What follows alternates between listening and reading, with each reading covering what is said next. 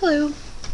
I just posted a video called Society and Nature, and I really liked that one. I think I relayed some really good messages, and that I could think well, and I was lucid in what I was saying, and it actually sounded important. I'm just working on that, working on what I like to talk about and stuff. I kind of trail off a lot. Um, yes. I was wondering if there would be a difference between a magician and a hippie, and if at all those differences could be reconciled and there could be a magician hippie. But I think magicians have a different energy than a hippie. The hippie is just in tune with the earth, and I guess that's what he's known for. But the magician, he actually controls energies and puts them together in a way to get an outcome that he desires. He likes to learn about energy, know the nature of energy, and it's almost a kind of manipulative kind of thing, instead of it just kind of being one with nature and just kind of going about, doing whatever. And I actually gravitate more towards the magician because I kind of am obsessed with control in a way. I do like the thought of control, because that's how my personality is. If I don't have a framework of what to do, and if I don't want to do the framework that's there, I just feel lost, and the framework I really like is actually, magic and stuff. And so I just feel sort of like a controlled and controller kind of person, and that sort of bothers me. But I'm trying to have a different thought, and instead like the sparkly magic, expensive kind of taste that magic brings. But I went to a little place one time called Evergreen. It's in a forest, and there were many hippies there, and I intended on being one with the energy there, as it's very completely beautiful. And then one day, my spirit guide comes up, and he's like a master magician or something. He's like really dark and weird and knows about energy and manifests stuff just for fun or something.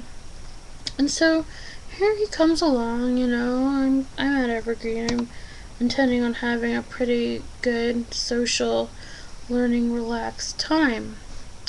And so, how I describe the magician? I just describe him as tense, and this must happen, this must happen, this must happen. There's a direct order, and there must be a direct outcome, and that's how he kind of teaches me in that energy, and it kind of pisses me off because I wanted to be like a hippier person, a happier hippier. But so I ended up feeling kind of like I was like one who liked control a lot. And as I was that at Evergreen, I kind of felt an energy of hatred from these wonderful hippies, of disease and judgment against something that simply is a rational, lively being. Order, control, order, expensiveness, money, liking all of creation, and not just really thinking of yourself as a minority all the time. I believe there's power in all things, and I like to access that power. But at Evergreen, I felt as though I was pressured not to be able to access all the power that I am and love. And it was just horrible because how Evergreen is situated is the prime example and perfect place to access a most beautiful and organic power, and the power of the earth is the most powerful thing we can access. And it's the most natural and organic, and it will lead you in that organic and natural way, because that's what it does. And that's the direction I wanted to go. But I ended up coming back home to Boise, and that's a pretty Republican place, as opposed to the green type place that Olympia was. And I just feel that I'm both of those energies, and I'm not really accepted wholly in both energies. If you look at it from a certain perspective. So where I'd like to go with this is become more thoughtful and rational that way, more philosophical. Use my mind for more things, and not, be a victim of judgment, etc. I just become insulted by people who claim they are, or maybe not even claim, but support peace, and then they feel in their energy something that doesn't support me. Because peace is for everybody. And John kind of let me see life that way there. He enlightened me as to how they might interact with him. And I think it's insane, because he's like a very learned and powerful spirit, and yet of peace and of understanding nature. And yet at this school where people are learning how to become peaceful, they probably see him not as a hippie. But there's just a lot to think about in that context. I do gravitate towards the magician. And the energy. And being in organic and earthly places really allows you to become stronger and open up that kind of energy.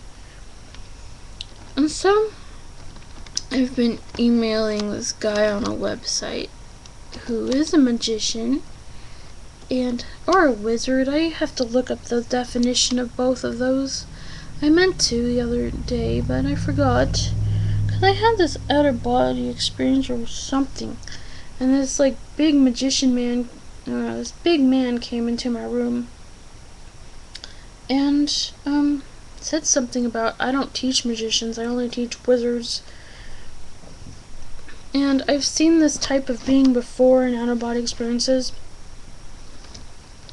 It's when they look taller than they are, or their body is not as tall as they are, because their energy and their aura makes them extremely tall.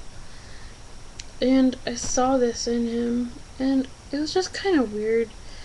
So, yes, I do think magician when I think of what I've learned, but I could be a wizard, yet I am attracted to the word magician, so I could just, say, hey, I'm gonna apply this to the word magician because I'm attracted to it.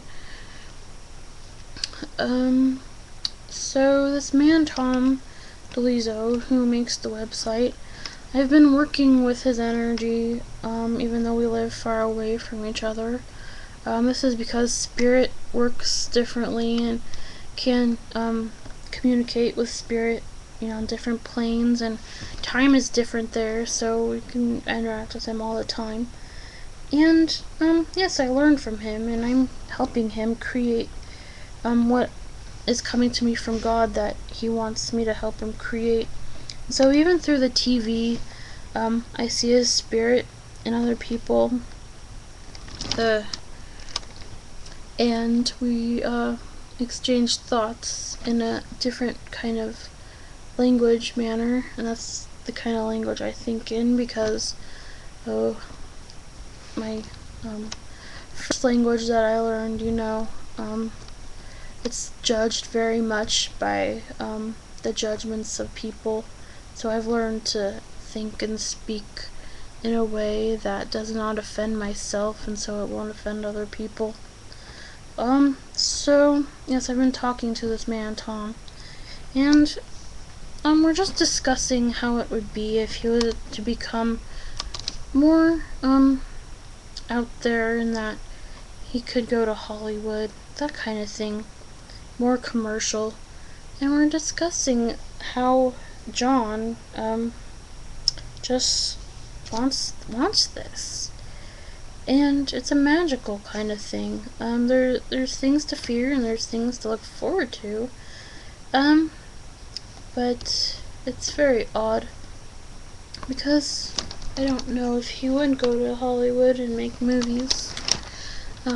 Because he really could teach very many people about magic and its truth, all over wherever his movies are sold. Because whenever you watch a movie or anything, you're touched by all of the being and purpose and intent that was put in there, you know?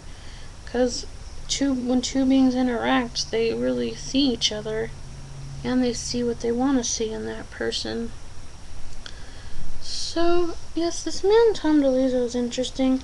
I know him since 1999, and that I emailed him and he emailed me back. And I tried to make my questions very serious about reality creating because I didn't want to offend him and ask any strange, off the wall, and relaxed, silly, fun questions. I just thought that that would respect him more or something. And then he tells me,